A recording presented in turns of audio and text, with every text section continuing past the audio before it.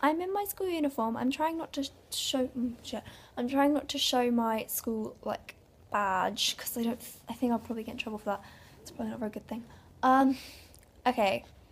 So yesterday was the 17th of March, and the 17th of March 2011 is the first day that I ever cut. And you wouldn't think it's particularly significant, but for me, because everything started so quickly, it wasn't a build up, it wasn't a I'm really, really stressed, or there was no warning signs, it just did happen. This, I don't know.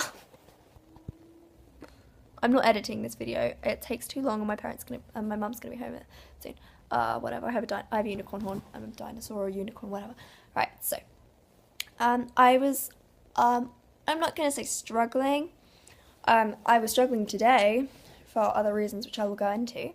But yeah,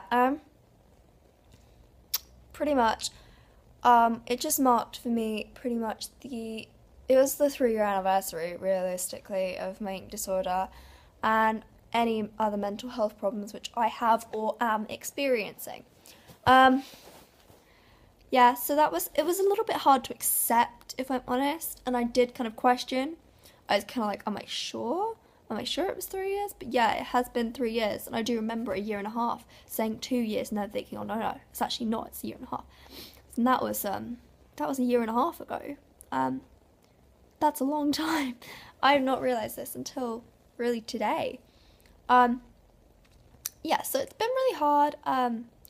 Pretty much just to accept that has happened, and that is my life. That is what's happened. And I can't go and change that, no matter how much I want to. I can't go back and change that. So yes. Yeah, another thing. Okay, yesterday. Sorry. Okay, so I saw the psychiatrist yesterday.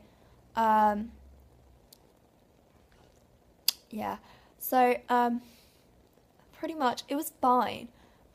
He's normally a little bit dull, if I'm honest. But the last time I saw him and this time he's lightened up a little bit, which I think is good. I think it's probably because I'm trying to be a little bit more less hostile, because I obviously am not a fan of the mental health system in this country because it's a joke. But yeah, so I was trying to be a little bit less hostile towards him, and I think it was kind of okay.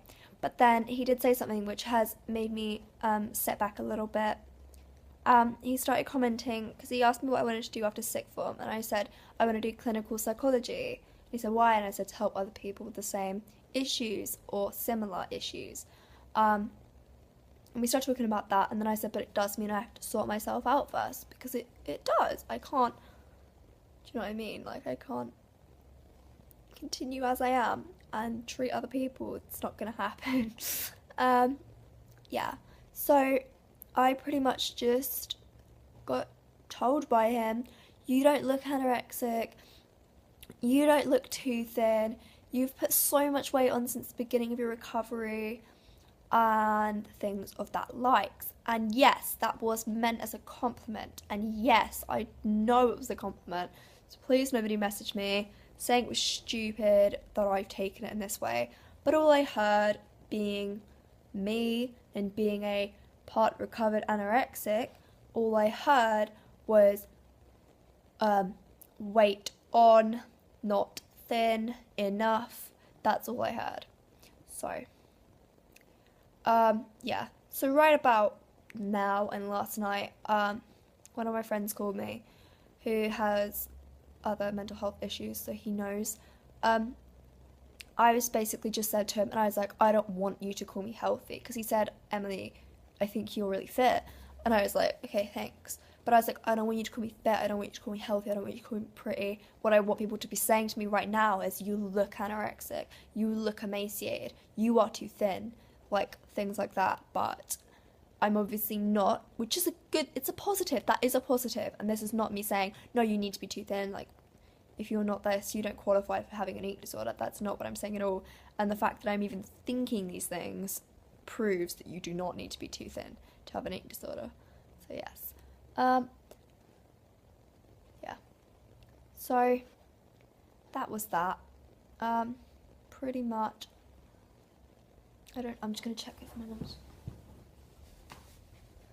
Okay.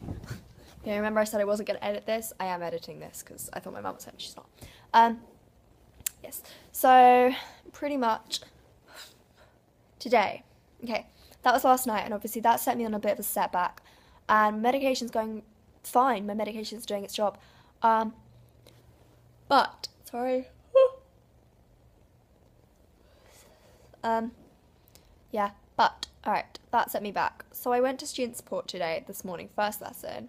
I really honestly just needed a break. I am tired of thinking these things, and I thought I was getting out, and now I've kind of been sent spiraling back again, and I don't really know what to do, and I am still working out, but I'm getting there, which is a positive. So yeah. So I went up to student support first, like first period. We have 5 periods in a day. Period 1, period 2, then break. Period 3, period 4, lunch. Period 5, and then end of school, 3:20. So period 1, I went up. I spent the whole of the first period in there, which is fine because I had a study period anyways, because I've dropped maths, because I've done it, blah, blah, blah. Yes, so it did take a little bit of convincing. She's supposed to go find your head of year, and I couldn't find her. And all the people you're supposed to find, I could not find, genuinely could not find them. I ran around for a good 10 minutes looking, and that doesn't sound like very long, but it felt like years.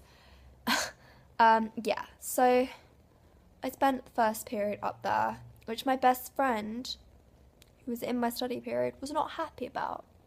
But every time I go up to student support, she's not happy about it. So I'm not sure why. I'm not sure how that affects her life in any way. She has not struggled with any of these issues. This is not me saying, oh, you don't understand. It's not serious enough for you. It just bugs me that I'm having serious problems and she's taking it as in personally, and that's pathetic. I went up for an hour. Well, intentionally for an hour. Okay, so I went up for an hour and I didn't really tell anybody up in student support what was happening. I just said I've had a bit of a crappy session last night. Things were said that shouldn't have been said because the person I normally see was not up there when I went up, and the person I feel more comfortable with now because of today kind of I haven't really spoken to her. She doesn't really know what's going on. I don't think she still does. So I didn't really tell her much, and the other one wasn't there. I did want to talk to her because I had blades on me, and I felt if I kept them on me, I would use them. But I don't. Yeah.